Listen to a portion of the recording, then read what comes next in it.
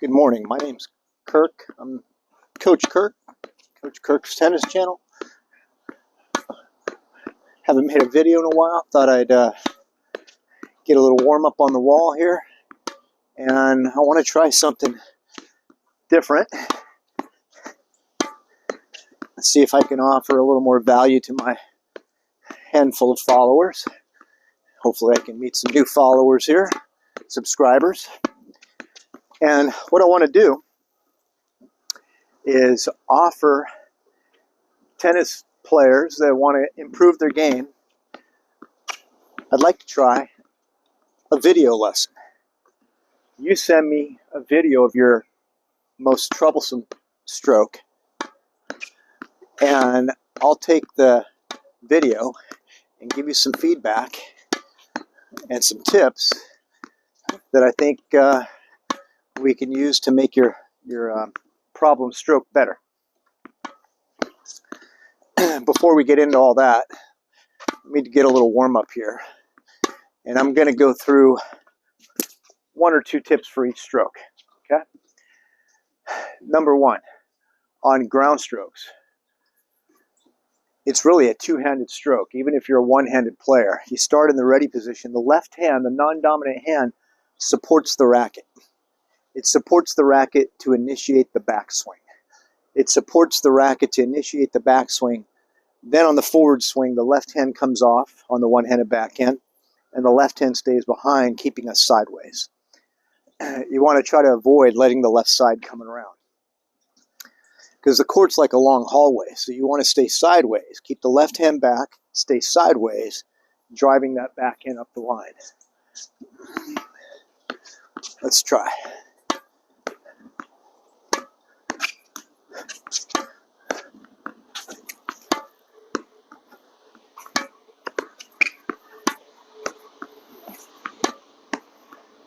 It's the week before Thanksgiving. We're having our fall has arrived. Pre-winter has arrived. It's a nice day, but it's a little chilly today.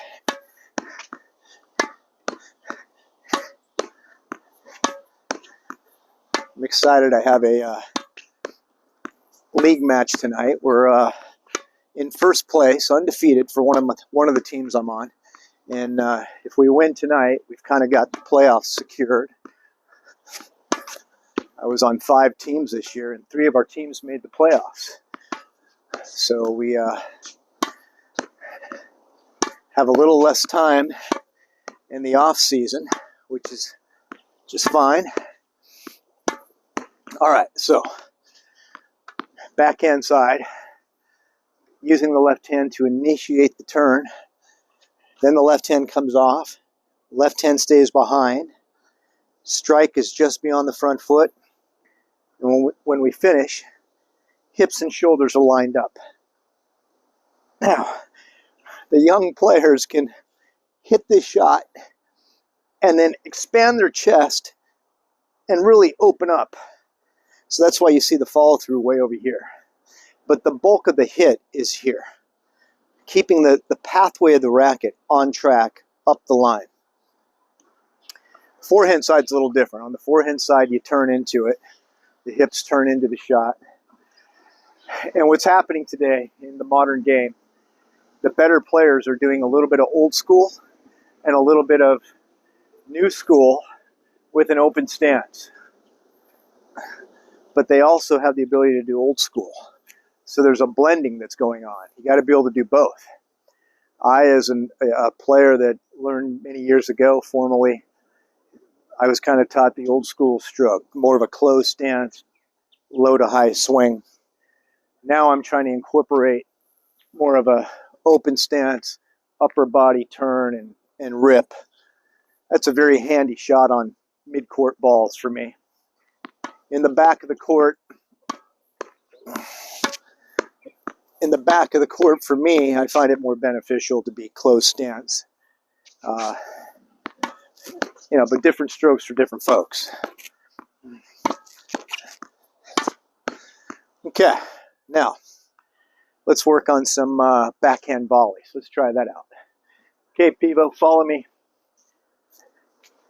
Not bad. All right, here we go. So what I'm doing here is I'm turning my shoulders about 45 degrees.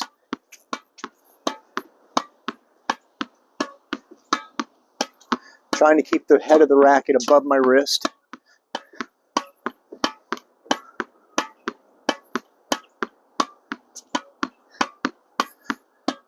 I've got the strings pitched open just a little bit.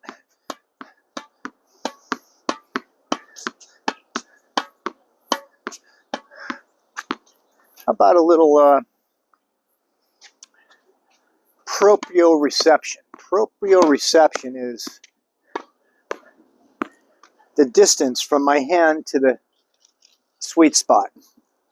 The racket's 27 inches long, so maybe I'm 23 inches, 21 inches away from my hand to the sweet spot. I need to know this distance.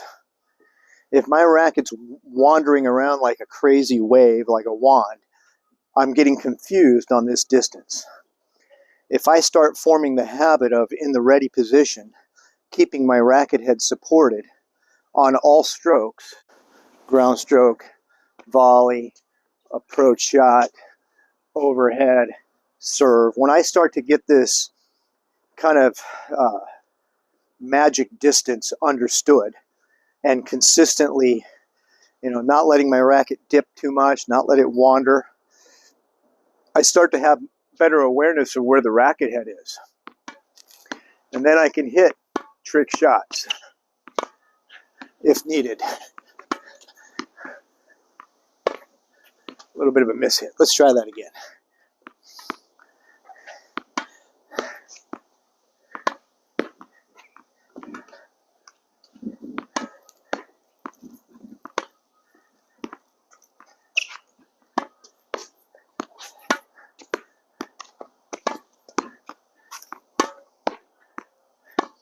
Not that that's a necessary shot, but it's just what happens is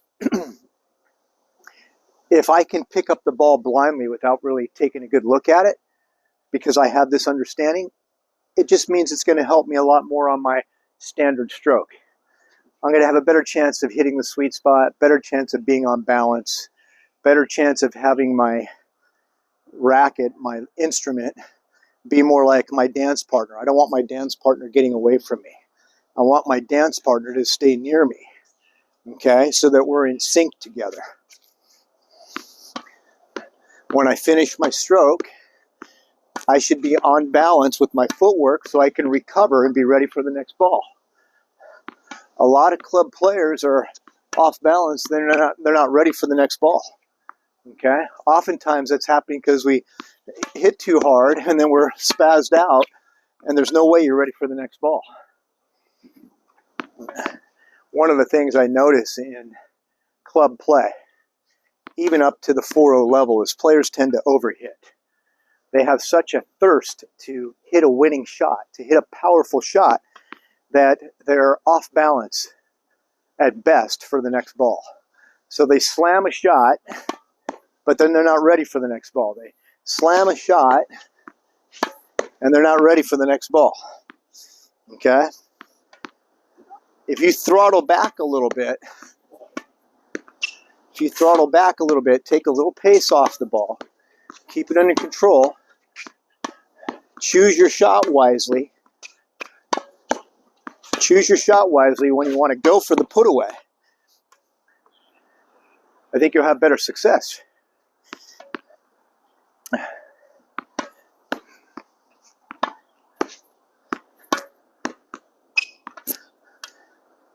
Anyway, hey, getting back to an idea I have. I'd like to start helping people. I have a bunch of students locally here, but I want to go beyond just the actual on-court offering to help people get better. If you'll send me a 30-second clip of your backhand's your trouble spot, your trouble stroke. Send me a video, a 30-second, 40-second clip of you hitting some backhands, and I'll take a look at it and give you some ideas on what you can do to fix it. And let's run that experiment and see if we can tune up your stroke from afar. Maybe you found me online and you're from Arizona and you just can't be here to take a lesson with me, you can send me. Give me a quality video, please. Give me a use a modern device and something new that's going to have good resolution on it, and then make a 30-40 second clip so it's not a huge file. I don't need to see 40 of your stroke reps. Get out and hit with somebody that can control the ball to you so you're not running all over the planet to hit your backhand, or hit against a wall. Do some strokes, and let me take a look at how you're setting up. Let me take a look at how you're following through. Let me take a look at your balance. Let me take a look at your contact point, and then I'll give you some suggestions to make it a little bit better. Sound good? Then what I need you to do, if I've helped you, interact with me on my channel so that other people can learn from, what you gained, okay? Anyway, I'll do that for free, and I think it'll be a lot of fun if I can help somebody far away improve their tennis game through some video instruction. Okay, let's try that out.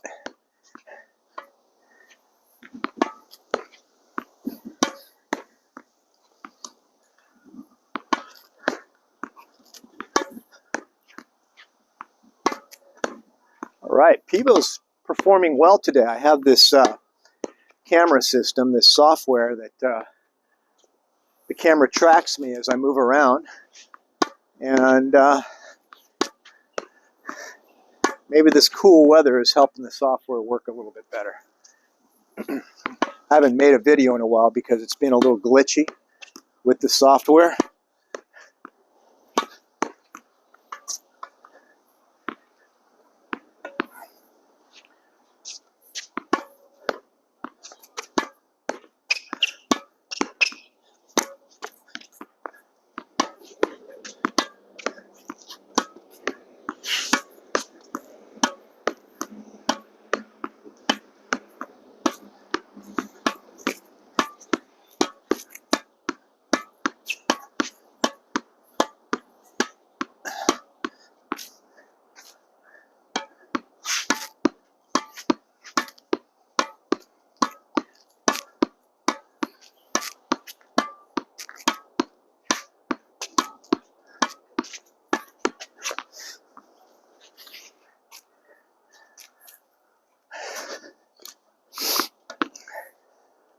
All right, I need to reposition the camera to get a good look at the forehand and the serve, but the camera's responding well in this position, so I'm going to leave it. It's not ideal. Normally you'd want to see my hitting hand if I'm hitting the serve, so I've got it behind you here. But let's see how this looks anyway. I'm pretty close to the wall. I'm only about 12 feet away, so I don't want to hammer it at myself. If you're warming up your serve on the wall, you want to be able to hit it so that you don't have to chase it. If I hit it so that I don't have to chase it, there's a good chance my toss is decent. If my toss is wandering, I got to chase the ball, okay? If my toss is offline, I fall that direction. Okay, if my toss goes left, I fall left. If my toss goes right, I fall right. So I need my toss to be straight so I can hold my balance.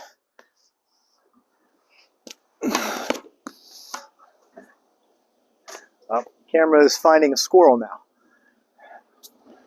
Okay, come on back over here. Stop looking at the squirrels. That AI technology picks up on butterflies and squirrels and stops watching the action over here.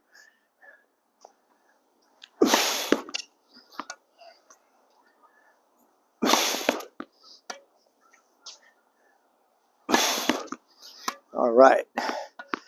Also on the serve, just like a forehand, I want to follow through with my feet in this position, then I can go into the court. So on my serve, it's like a throw, like a baseball throw, and then I can walk toward my target. Serve and volley if I wish. See if you can serve. Take some pace off your serve so that you can hold your balance when you're done.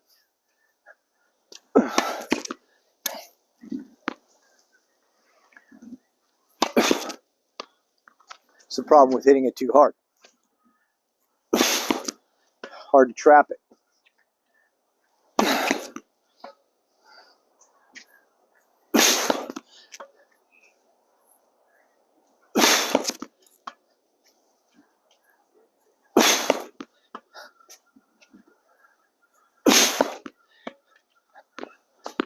What I like to do on my serve is just warm it up. I don't need to slaughter the ball.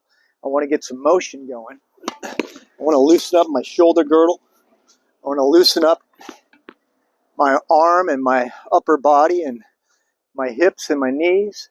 I want to use the kinetic chain to unfold into the ball.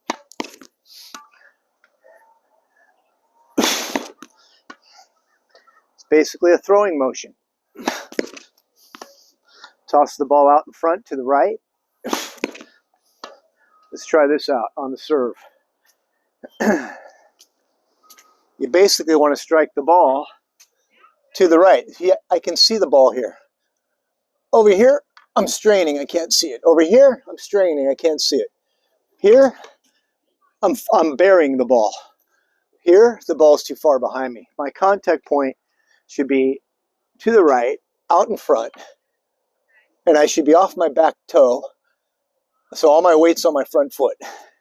That's the contact point. All right, so we covered a little bit on the serve, a little bit on the backhand volley, a little bit on the backhand ground stroke, a smidgen on the forehand. On the volleys, it's helpful to get a little 45-degree turn with the shoulders. Bring the shoulders around, set the racket in front of you, and then step with your lead foot on the backhand. My right foot is my final step. On my forehand, my final step is my left foot. I can step with the other foot, but it acts like a brake. Things go down, and I can't flow through it. So if I release and go here, I can flow through the shot, keeping the racket up. A lot of players, when they're first learning how to volley, and they learn the basic, get the racket in front and step, it can turn into a block or a stab. You got to flow through it. Flow through it.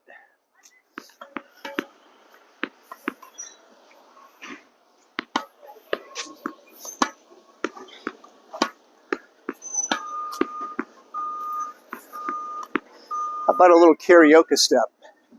Let's try that. Back foot comes underneath, keeping me really pinned sideways. I come through the shot and stay sideways. Karaoke step. I can do it on the forehand. Back foot comes underneath. Back foot comes underneath. Through. Let's try a karaoke step.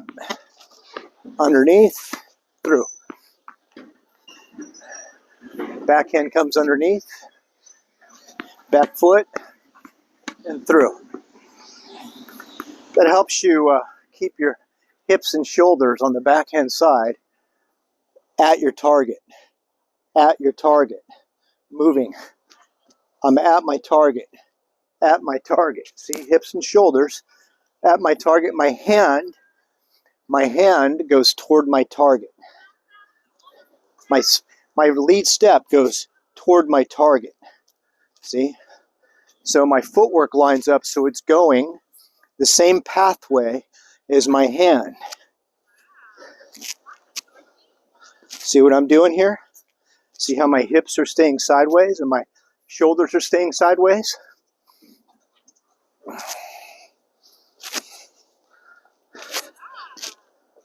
Okay, so I'm doing that crossover step. You got to do that slow at first. If you do it fast, you're going to fall on your face. So then you can speed it up. Right? And you got to get the right distance of how far to cross over so you don't open the width of that too much to where it's awkward. You got to be able to move through it comfortably. That's a handy shot. It helps you keep your backhand approach shot, if you're trying to hit down the line, it helps you keep everything lined up so you can hit down the alley, hit down the line. Okay? Try that out.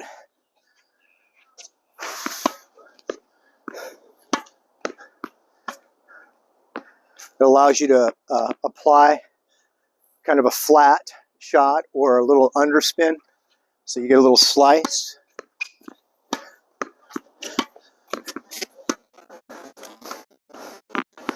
You can knife the ball better. Another option is to just come through. Problem with that is you don't slow down effectively, in my opinion. You end up colliding with the ball too much, right? Because the ball's not sitting that still, how I fed it to myself. So now I move up on a ball and I want to go through it. But see, even there, I took some time to pause my footwork so I wouldn't overrun the ball. Hope that was helpful.